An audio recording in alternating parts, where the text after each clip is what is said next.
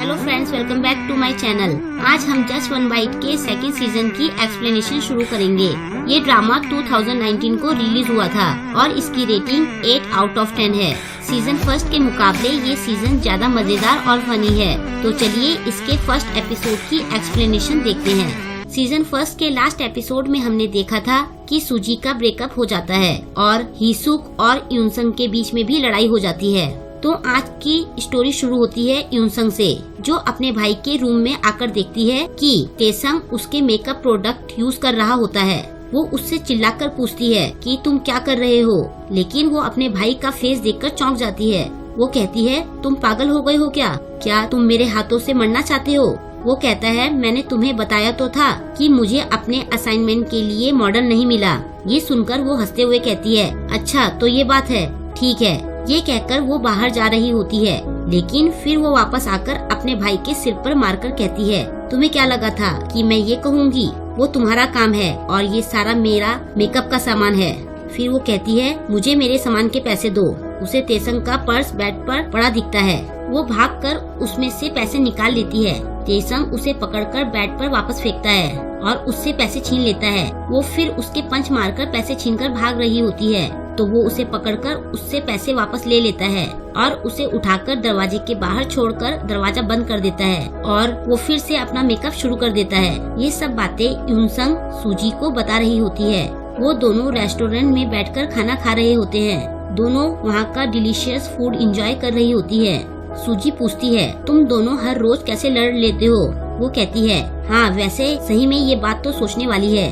फिर वो कहती है, जब हम दोनों छोटे बच्चे थे तभी हम क्लोज थे। वो सूजी को बताती है कि 2 दिन पहले मैं उसका हुडी पहनकर खाना खा रही थी। अब हम देखते हैं कि तेसंग यूनसंग से कह रहा होता है कि मुझे इसे पहनकर बाहर जाना है, तो इसे उतार कर रख दो। वो ये सुनकर हंसती है और हुडी उतारने से मना कर देती है। ये सुनकर वो अंदर चला जाता है। यूनसंग अपना खाना एंजॉय कर रही होती है।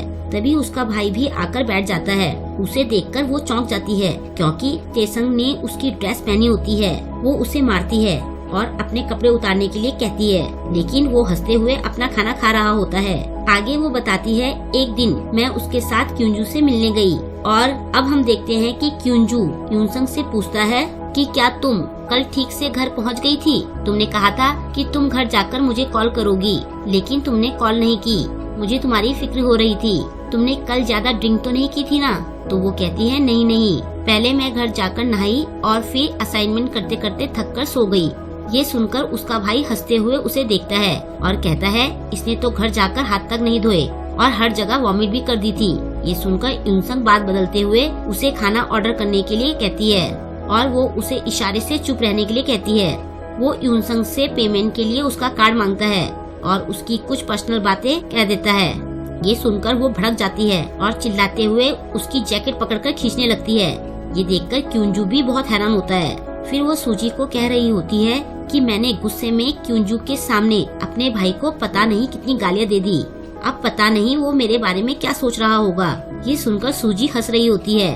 वो कहती है, मैं क्यूंजू के फेस एक्सप्रेशन इमेजिन कर सकती हूँ। तभी यूनसंग को उसके भाई की कॉल आती है। वो गलती से अपने भाई का चार्जर ले आती है। वो अपने भाई को कहती है कि मैं यहाँ कैफे में हूँ, तो यहीं आकर ले लो।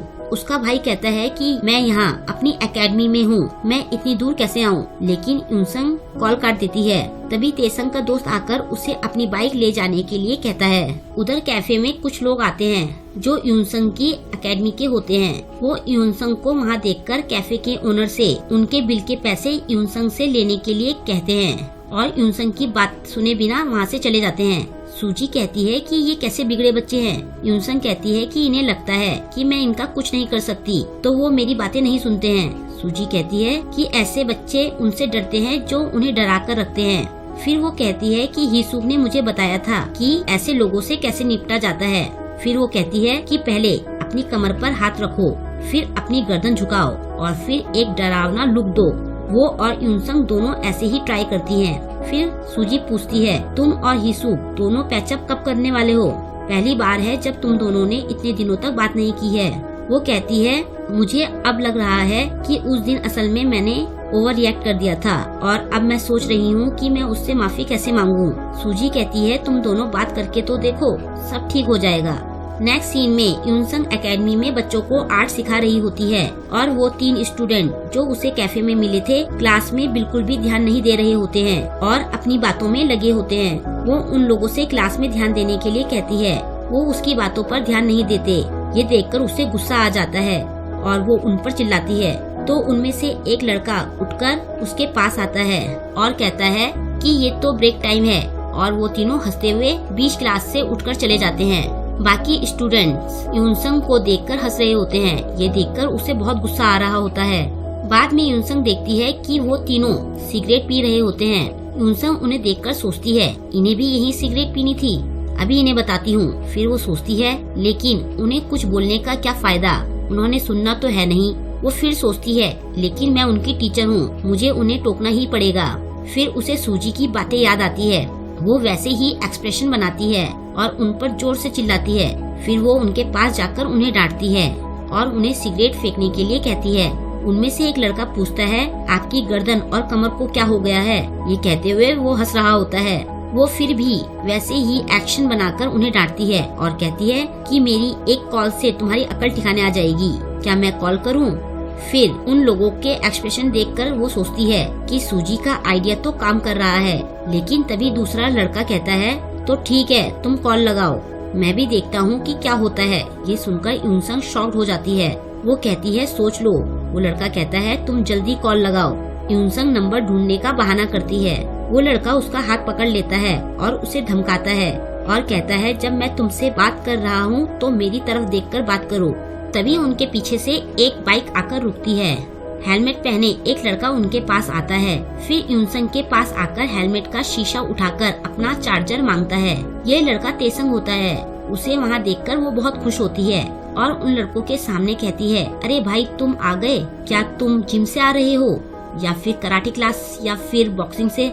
वो अपना चार्जर लेकर जा रहा होता है तो वो उसे इशारों में अपनी हेल्प करने के लिए कहती है, लेकिन वो कहता है मैं घर जा रहा हूँ। वो लड़का कहता है तुम हमारे सामने ज्यादा शो ऑफ कर रही थी। वो आगे बढ़कर उसे डरा रहा होता है कि तभी तेसंग वापस आता है। उसने बड़ा ही खतरनाक मेकअप किया होता है। वो देखकर यूनसंग भी डर जाती है। फिर वो उस लड़के से कहता है तुम सब एनसियंग हाई स्कूल से हो ना? वो लड़का कहता है हाँ, तो क्या हुआ? फिर तेसंग उसके कान में कुछ कहता है और वो लड़का डरते हुए अपने दोस्तों को लेकर वहाँ से चला जाता है। यूनसंग ये देखकर हैरान हो जाती है और उससे पूछती है कि उसने उन लोगों से क्या कहा। वो कहता है जैसे तुम घर पर मुझसे लड़ती हो तुम इनसे क्यों नहीं लड़ी? तो वो कहती है तुम्हें क्या लगा कि मैंने ट्राई नहीं किया? अब बताओ ना कि तुमने उससे क्या कहा। वो कहता है कि वो सब एनसियंग हाई स्कूल में पढ़ते हैं और तुम्हें तो पता है कि क्यून-चान वहाँ कितना बड़ा गुंडा था। मैंने उन्हें कहा कि तुम उसे डेट कर रही थी। वो अपने भाई को मारते हुए कहती है कि तुमने उसका नाम क्यों लिया? वो पूछता है तो फिर मैं क्या कहता, तुम्हें भी तो उन्हें ऐसे देखकर मजा आया ना? यूनसंग हंसते हुए कहती है हाँ मजा तो बहुत आया। वो कहता है कि तुम्हें मुझे थैंक्स कहना चाहिए। वो कहती है कि अगर हिसुक यहाँ होती तो मुझे तुम्हारी जरूरत ही नहीं पड़ती। वो उससे पूछता है कि हिसुक कैसी है? वो हैरान होकर पूछती है कि तुम दोनों टच में नहीं हो? वो कहता है तुम्हें पता नहीं है क्या, मुझे लगा था कि तुम दोनों बेस्ट फ्रेंड्स हो। हम दोनों को बात किए काफी टाइम हो गया है। यूनसंग सोच में पड़ जाती है। वो इसकी वजह पूछती है। वो कुछ नहीं कहता और वहाँ से चला जाता है। नेक्स्ट सीन में हम देखते हैं कि तेसंग ने उस लड़के के कान में क्या कहा था। वो उसके कान में कहता है मेरी सिस्टर से मत उलझो, तुम समझदार हो, तुम्हारी भी फैमिली होगी तो तुम समझ सकते हो, समझ जाओ वरना मैं तुम सबको जान से मार दूंगा। ये बातें सुनकर ही वो लड़का डरकर वहाँ से चला जाता है और यहीं पे ये एपिसोड खत्म हो जाता है। आपको जस्ट वन बाइट का सेकंड सीजन का ये पहला एपिसोड कैसा लगा मुझे कमेंट में जरूर बताइएगा और वीडियो को लाइक और शेयर करना ना भूलें। अगर अभी तक आपने मेरे चैनल को सब्सक्राइब नहीं किया है तो मेरे चैनल को सब्सक्राइब करने के साथ ही बेल आइकन को प्रेस करना ना भूलें। मिलते हैं जल्द ही नेक्स्ट वीडियो के साथ। Thank you.